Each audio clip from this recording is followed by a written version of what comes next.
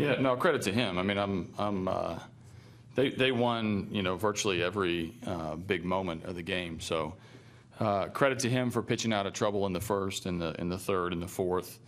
We just couldn't quite figure him out. We never really looked comfortable against him. We got a couple balls we put in play pretty hard, but he was pretty deceptive. He had 2 breaking balls. He threw strikes. He crossfired the righties. Looked like he kept the lefties off balance. Like he's done this to the entire league except for one start, one swing where he gave up a grand slam. But he was certainly impressive, and we lost the battle at the critical times. Well, those 2 breaking balls key. That third time they go to typically not break through against a pitcher. He was even more effective at that point. Yeah, he's just got a lot of movement, and we couldn't really square him up. So I think, for our guys, we got a good lineup, and he did a really good job of mixing and matching, and like I said, making a few pitches when he needed to. Obviously, the strikeouts were key tonight in a couple different areas, specifically in the first. But I was impressed by the way that he just kept coming at us with a different approach. It wasn't like he was throwing the same thing over and over again. He had a lot of different weapons he could go to, and we couldn't really put it together. Carlos, what did you think of Musgrove tonight? I thought it was a big night for him. He had a really, really good fastball early. Velocity was up. His location was very good. The 1 3-ball count he got into against Lowry cost him, put him in a good hitter's count, and then he got a good pitch to hit it out of the ballpark to take the 1-0 lead. But really good performance out of him. I thought at the end, I took him out of the game, but I told him on the mound, I thought he did a great job of doing everything you would ask. You get into the 7th inning, and you've given up 1 run and pitched his way through a couple different things. The 1 inning where they taxed him, but I was very impressed by just his control of the game and his ability to pound early with the fastballs and then put him away with a few sliders for the whole night. Carlos Correa has been kind of inconsistent this year. He has a slump, he gets out of it, hits really well in Cleveland. In these last 4 games, he struck out 10 times. What do you see in his swing? He's trying to force things a little bit, but it's sort of the nature of the game. I mean, guy's going to have 600-plus plate appearances. There's going to be a few in there that are not perfect, but I know he wants to be productive. He's hitting in a great spot. He's had a couple moments in the last few games where he expanded the strike zone a little bit late, and then you get in between where you're sitting breaking ball. They throw a fastball. You're looking fastball. They throw a breaking ball. So getting his timing, his rhythm, and syncing up with what the game's allowing him to do will do wonders for him. But it's a lot easier, to say that now sitting at this microphone than it is when you're facing a major league pitcher. So I have the utmost faith in him. This kid is tremendous. He's working.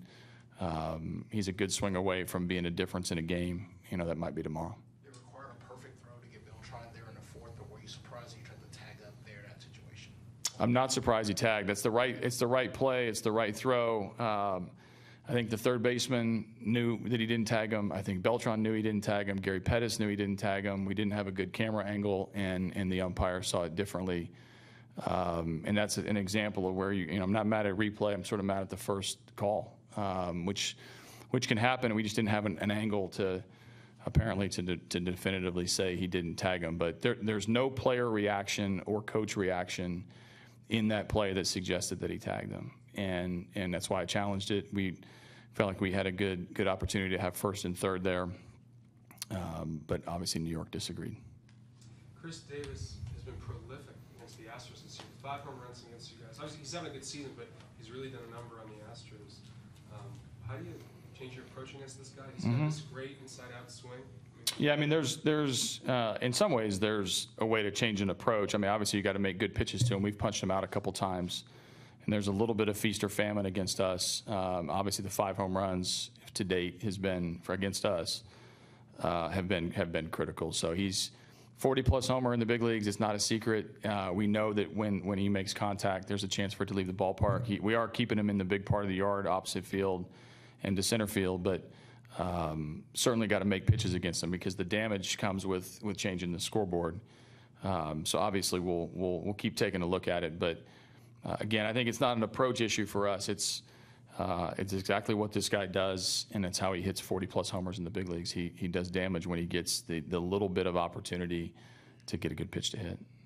Before the game, you talked about Musgrove's propensity for bigger innings. He had a couple of moments tonight with 2 on where it felt like you might be getting away from him, but he seemed to pitch through it this time. No, it's growth for him, and he has the weapons to do it. I thought McCann did a great job of keeping him in sync, and Joe stepped up and made really good pitches. There was a conviction in his fastball tonight that can be a difference maker moving forward. I saw a lot of 93s, 94s, occasional 95.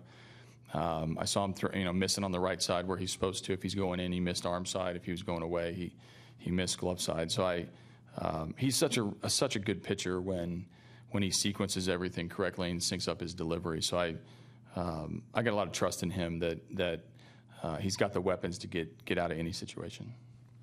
Were there any other moments in this game, good or bad or whatever, just that you thought were pivotal or critical that you looked at, in the stat sheet or saw something or anything else?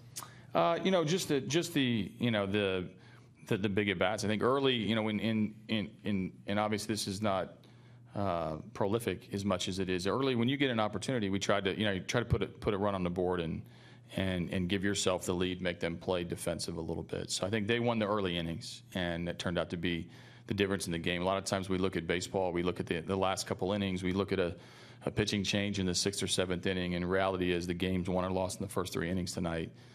So credit to them. We'll try to come back and win this series tomorrow.